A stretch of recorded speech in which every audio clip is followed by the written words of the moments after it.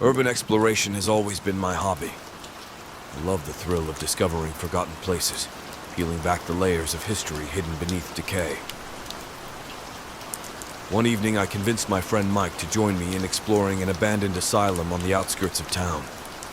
The place had been closed for decades, its history marred by rumors of mistreatment and mysterious deaths. We arrived just before sunset, the dying light casting long shadows over the crumbling facade. The main entrance was locked, so we found a broken window and climbed in. The inside was even more eerie, peeling paint, broken furniture, and a thick layer of dust covering everything. As we ventured deeper, we came across old patient rooms, each one more unsettling than the last. In one of the rooms, we found an old wheelchair facing a wall. As I turned it around, I noticed fresh scratch marks on the floor, leading to a dark corridor. Mike and I exchanged uneasy glances, but decided to follow the marks. The corridor led us to the basement, where the air was thick with the smell of mold and something else. Something metallic. Suddenly, we heard a loud crash behind us. We spun around, our flashlights catching a fleeting glimpse of a shadowy figure disappearing around a corner. Heart-pounding, I called out. There was no response. We cautiously continued, coming to a heavy, rusted door slightly ajar. Pushing it open, we found a room filled with old medical equipment and rows of rusted beds. In the center of the room was a single bed, restraints hanging loosely from its sides. On the wall above it, written in what looked like dried blood, were the words, "They never left." Just then, the door slammed shut and the lights flickered. We heard footsteps echoing through the hallways, growing louder and more frantic. Mike and I bolted, racing back the way we came, not stopping until we were back outside in the fresh air. I never spoke of what we saw that night, but the memory of those words and the shadowy figure still haunts me.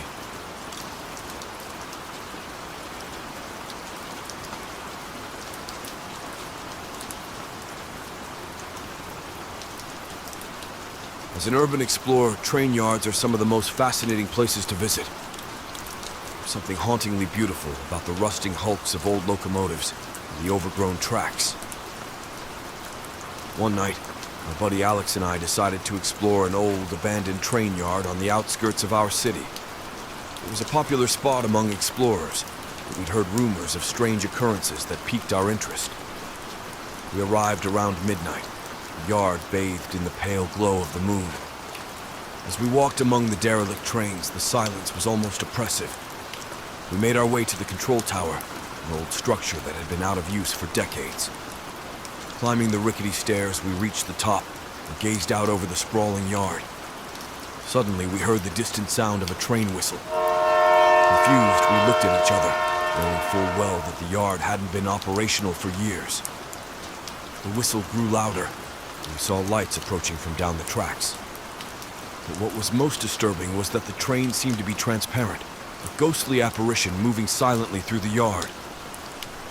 We watched in stunned silence as the ghost train passed beneath us, its cars filled with shadowy figures. Then, as quickly as it had appeared, it vanished into thin air. We scrambled down from the tower and decided to investigate further. As we walked along the tracks, we came across an old switch house.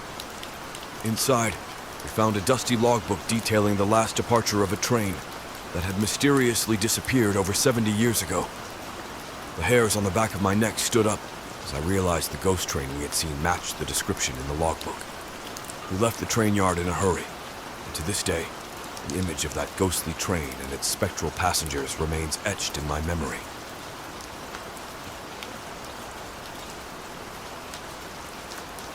There's an old theater in our town that's been abandoned for as long as anyone can remember. It was once a grand place, hosting the biggest shows and stars of its time.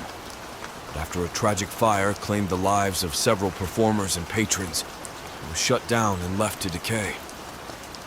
As an urban explorer, I'd always been curious about the place, so one evening I decided to check it out with my friend Sarah. We found a way in through a broken side door, and were immediately struck by the eerie beauty of the decaying interior. The seats were covered in dust, and the once opulent chandeliers were now rusted and broken. As we made our way to the stage, we noticed an old piano, its keys yellowed with age. Feeling adventurous, Sarah pressed a key. To our surprise, it emitted a hauntingly clear note. Suddenly, we heard footsteps echoing through the auditorium. We hid behind a curtain, peeking out to see who else might be there.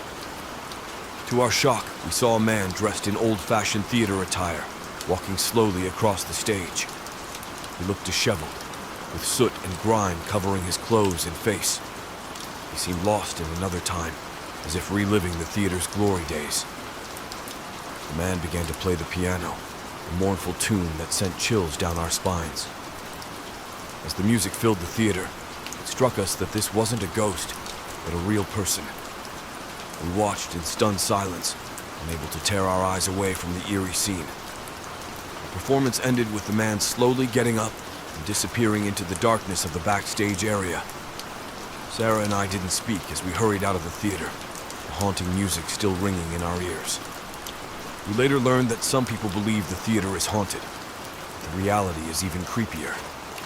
Locals have reported seeing this strange man wandering the building, living among the ruins.